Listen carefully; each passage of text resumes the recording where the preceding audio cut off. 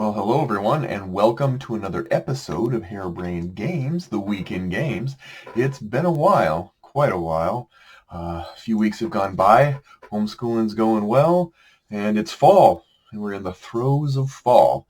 Leaves, chilly football games. It's a belated time for me to get back to you, but it's busier than expected, and big work milestones, etc. But should be exciting. Hope you're doing well, and let's just get rolling into the news of this week.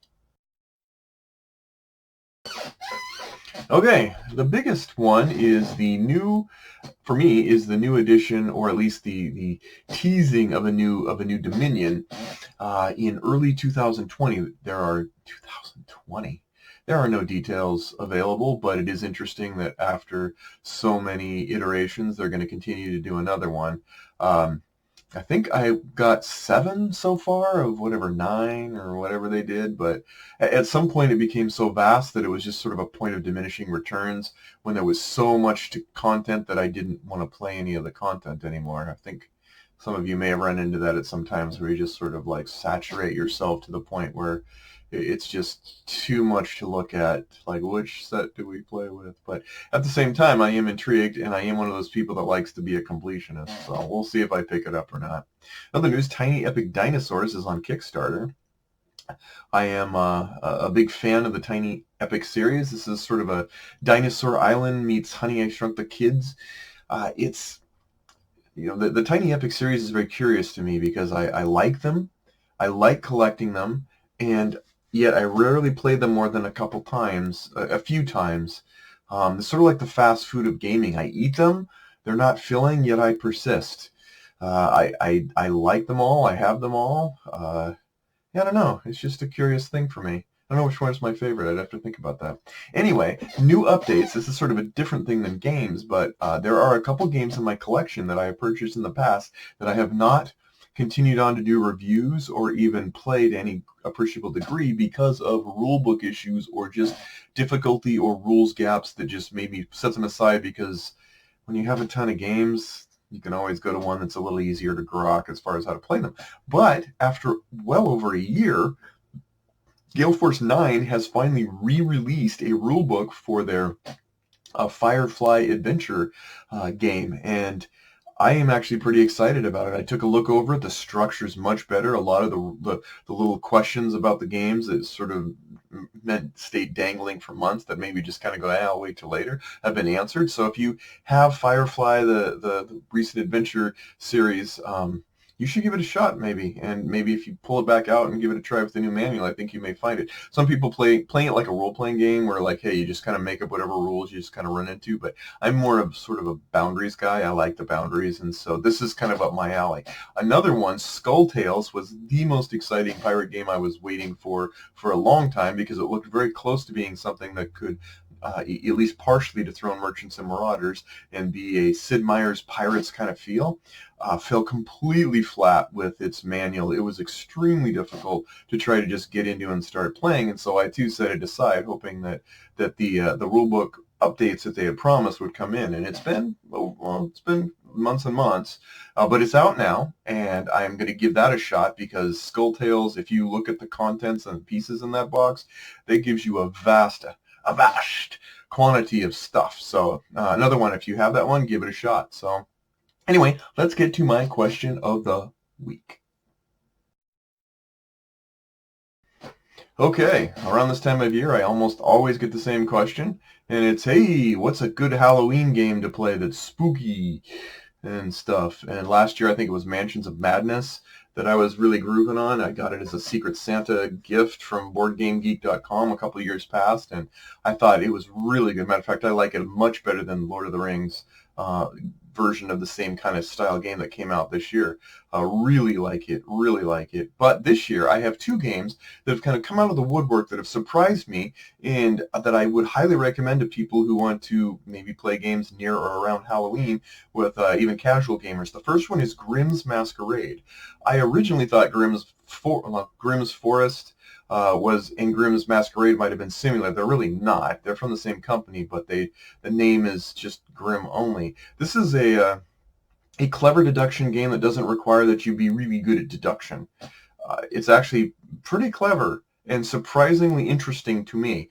You're trying to guess who at a masquerade is who, and when you guess them, you get victory points. It sounds simple, and it really is simple by how it's described, but the it actually is really good and really easy to teach, but not so simple that it's boring, or that someone who's really good at card counting per se has an advantage. So Grimm's Masquerade, give that a shot. The other one was a Target special called Horrified, which is basically what I'd always hoped Pandemic would be, which I was okay with. It was okay, Pandemic.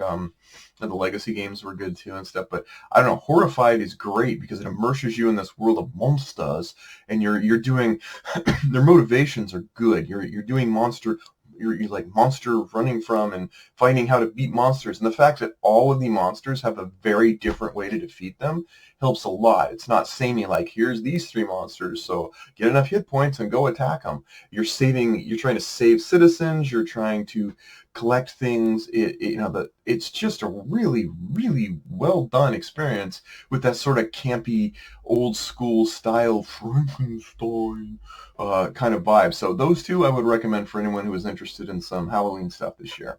And with that, let's get to my 3 games. First up, we have a curious one called L'Evolution of 1828. Similarities abound between current days and the previous days when you have two guys, John Quincy Adams and Andrew Jackson, battling for the White House, both of which using the nastiest of tactics possible. This is curious to me because it's from Stefan Feld, whose games I've always really enjoyed. I haven't given it a shot yet. I did read through the rules and stuff, and it looks somewhat different than some of the stuff he's done in the past, especially being a 2-player duel game. But I'm curious. We'll see how it plays. The other one is Hit the Road. Amazon had a crazy sale at these. They're just like pennies on the dollar. Again, Martin Wallace, a guy who's done things like Australia and Brass and a host of other games, A Few Acres of Snow. And this is supposed to be a 1-player game to 4-player game of that has gotten some interesting praise. So we'll try that. And the big hit that came in this week is Tank Duel from GMT Games. Enemy in the Crosshairs. Now, I'm just setting this up. It's actually on the table behind me. It is a game I've read through the manual and I'm beginning to play. I have good feelings about this. I have some really good feelings about this. There's some things this game does that I have not seen done before. And so, given its nature, 1 to 8 players, that's a pretty wide spectrum of players. But I'm actually very curious. You may see this up in a review coming down the pike once I get a few gameplays under my belt and stuff. But yeah, so that's my 3 games. Now let's get to Alphabet Soup. Okay, we're at the letter D. D, I've discovered, has a lot of games that start with dice, and I have a smaller collection of Ds than I do C, B, A, and even number ones. So that was a surprise to me as I went through the games. But let's do the top-of-the-line game that starts with D. Has to be Distant Plain, once again by GMT Games, and Doomtown Reloaded. It's a tie. Distant Plain is a recreation of the war in Afghanistan from a sort of a political, influential perspective. It's part of the Coin series that some of you may have heard about. I think I did a video at one point, like what is a coin game, that might help you understand it because it is unique. And Doomtown Reloaded is the ultimate spaghetti western game.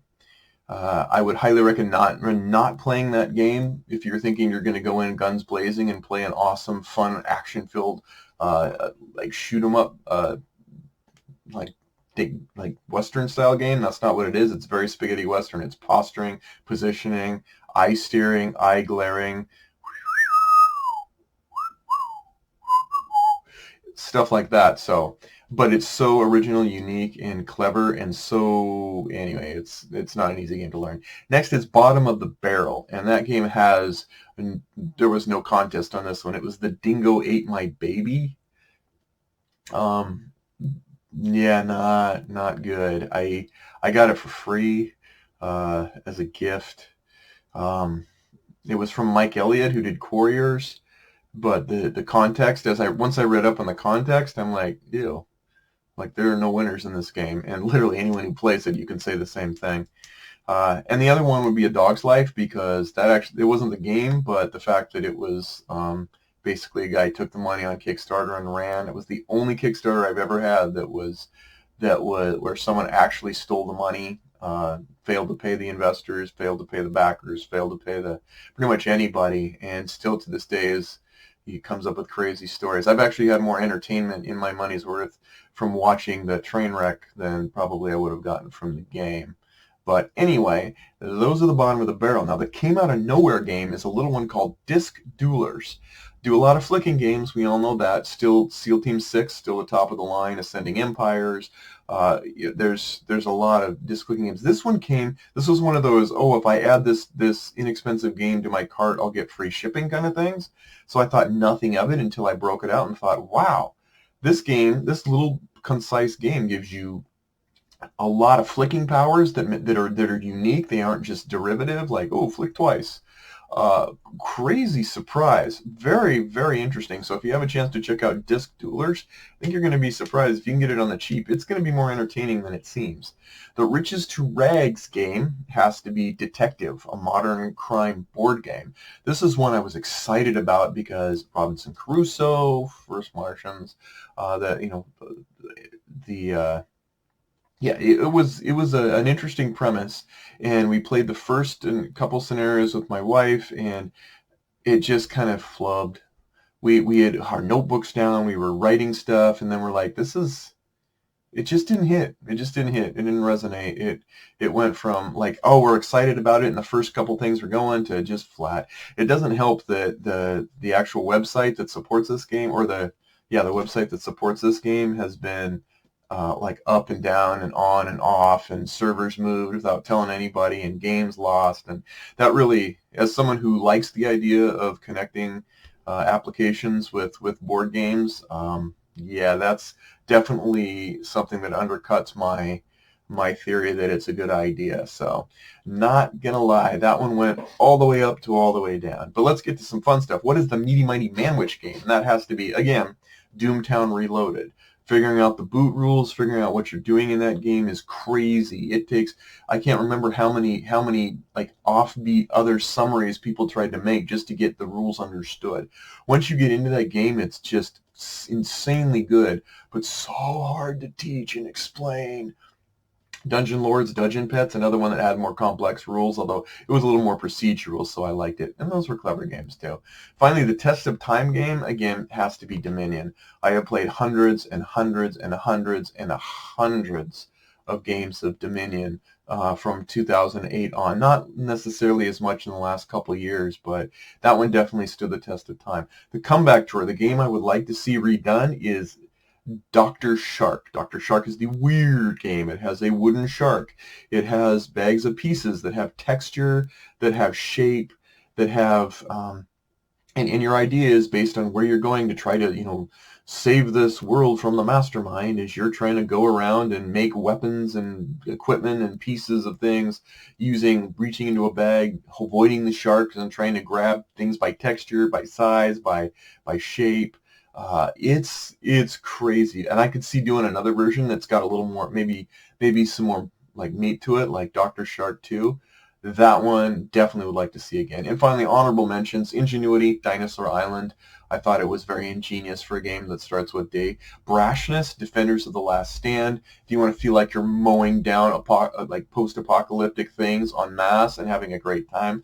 That's just got some attitude. And finally, for immersion, D-Day at Paleo will have you really, really feeling like on the beaches, frightened out of your mind, trying to make it to shore and establish a beachhead. Best solo experience in a war setting that I've had yet. And that is the end of our week in games. Thank you for joining me, and I hope to see you again next time on Harebrained Games.